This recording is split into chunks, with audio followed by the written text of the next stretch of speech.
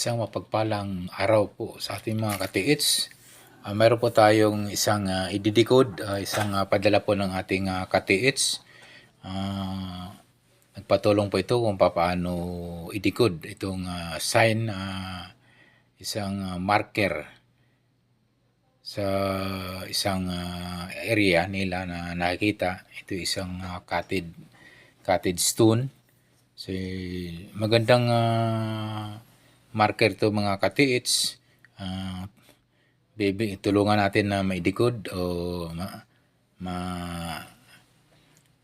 mabasa yung signs o marker nito kung saan kalukit na possible yung items na kinalalagyan itong mga katiits. Okay, ito mga katiits, sa tingin ko mga katiits, ay napakagandang marker ito mga katiits dahil kung ito'y nasa medyo high-rise mountain na medyo may kalayuan sa mga bayan at bihira lang na marating ito mga katiits, ay magandang sinyalis ito mga katiits na ito'y markings nito ay isang malapit ang items ng mga katiits. Sa tingin ko ito isang legit marker mga katiits at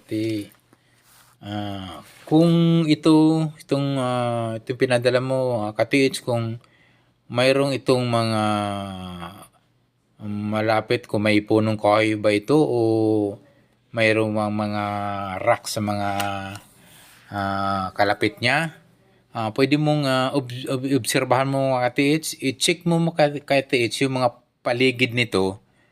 Kasi nga, baka may counter sign itong bato nito na pwedeng connected sa itong marker nito mga katiits. So, unang-una mga katiits, i-check nyo ng maigi yung paligid nito. Kung halimbawa, may napansin kayong baka mayroong old tree dyan na mas malapit dito sa kinalalagyan itong marker sign na bato nito. Or may mga bato ito sa mga paligid niya, siguro mga 3 to 5 meters ang layo, pwedeng magiging counter sign itong bato nito, itong markers nito. Pwede nyo i-check gamit ang detector or scanner locator, yung paikot ng bato, or yung nagdidistansya ng 2 to 3 meters sa paikot ng markers nito na bato, dahil napakagandang markers ito, napaka-legit sa akin paningin lang katiits. So, unang-una, obserbahan yung paligid, i-check nyo kung ano yung mga malapit sa kanya, kung ano yung mga nakapaikot sa kanya. Baka may mga countersign nga itong bato nito na iyong pinadala sa amin ng mga katiits. So itong mga katiits, sa tingin ko mga katiits, ay pwedeng ito'y mayroong countersign or may mga ibang countersign na or baka may old century tree na malapit dito. Pwede ho yan na magiging connected yan sa markers nito mga katiits, or mga bato na mas malapit po sa kanya mga katiits. Ang aking mga katiits, ang aking assessment dito, ito'y ididikod po natin. Ito mga katiits, kung wala tayong equipment or treasure hunting equipment na gagamitin mga katiits. So, unang-una mga katiits, ang gagawin po natin, so gamitan po natin mga katiits ng kompas. Okay. Ang gagawin natin mga katiits, okay, pointing north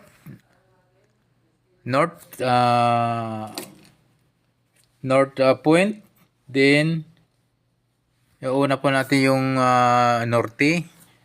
Yun doon nakapoint yung ating kompas. I-check po natin kung gaano ka layo, ilang degrees yung kanyang nasa kompas, nabasa ng kompas.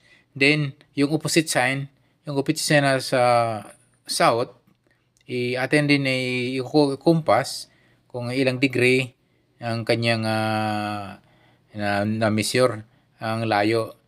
Then yung east, okay, pakikumpas din yung east, i-check mo din maigi yung east, then yung west. So, yung apat na angle, i-check mo niyang ng kumpas yan mga na ka-TH. Kasi yan, ang posibleng malapit lang itong kinalalagyan to dahil isang magandang sign ito at marker na bato to dahil talagang parang ito'y sinasadyang ginawa at kita naman yung cottage stone na talaga isang marker talaga ito mga ka-TH. Mayroon ako napansin mga ka-TH, ito yung going down na parang arrow ay mukhang hindi sa akin mga ka-TH. Kasi nga ito yung mayroon din sa kabila, ayan, may patulos din ito na going pataas sa kabilang side, going east. So isa rin yan na mga na pwedeng i-dig nyo rin mga ka-TH kasi posible ring opposite yung ginagawa ng mga Japanese nun. Alam mo yung mga Japanese, mayroong nakaturo, kunyari naka-pinpoint yung arrow nila pero ang opposite sa kabila pala yung mga ka-TH. So, pwede kayo mag-testing mga ka-TH dito going down na arrow. Then, yung sa south yun mga ka-TH, pa south. Then, yung kanyang east. Alam niyo naman mga ka-TH na madalas na may nakahukay na hindi ginagamitan ng walang gamit na treasure hunting equipment ay yung bandang east mga ka-TH 2 to 3 o 2 to 3 hanggang 4 meters ang layo mga ka-TH. Itisdig nyo mga ka-TH yan ng 2 to 3 square meters para ma-hits yung medyo haba na medyo malapad na kunti yung pagkahukay nyo mga ka-TH. So, madalas mga ka-TH na ang bandang east talaga mga ka-TH, yun yung madalas doon nila binabaon yung mga items mga ka-TH kasi nga ang dami ng mga treasure hunter na nakakuha na madalas sa east na hukay at yung kanilang marker ay taliwas. Yung marker nila ay nakaturo doon sa west. Yung pala yung items ay nandoon sa east. So yun ang titingnan natin kasi may mga opposite na ginagawa ng mga para lang malihis, maligaw yung treasure hunter para lang hindi matukoy yung kanilang item na tinatago. So yun yung nakakita na nakakatid na para siyang going arrow na letter V na parang arrow. So itisdig nyo rin mga ka-TH yan ng 2 to 3 meters ang distansya sa bato.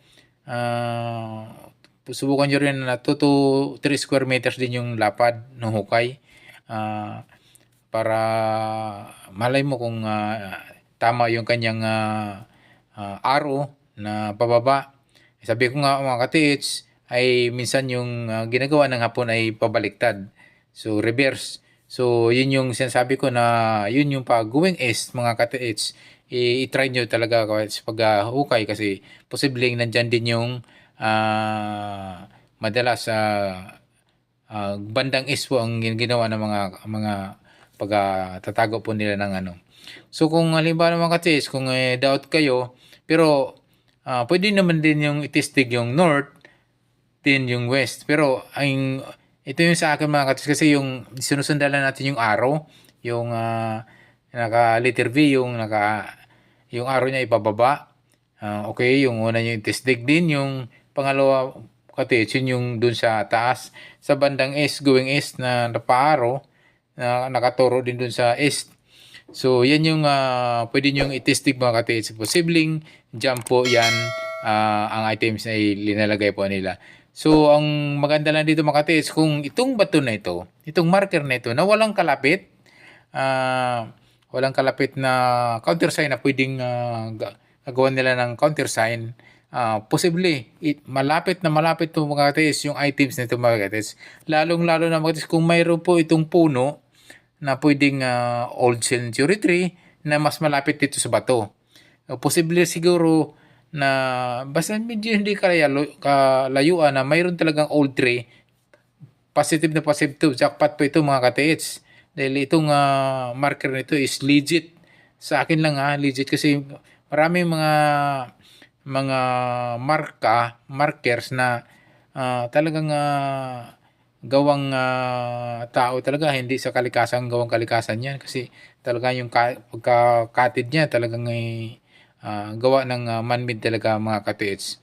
So ito yung mga ka-TH, sana ay matrace nyo mga ka-TH, makita nyo para at least happy naman at sabi nga nila kung talagang ma-hits nyo ay swerte nyo talaga. Sabi nga yung swerte talagang dumarating yan pag ibibigay talaga sa iyo kung talagang ibibigay yan yung item na yan sa inyo mga ka-TH. Hanggang dito na lamang ka-TH, sana ay ako'y nakatulong sa pagdecode, pag-assist po sa inyong pinadalang marker mga ka-TH.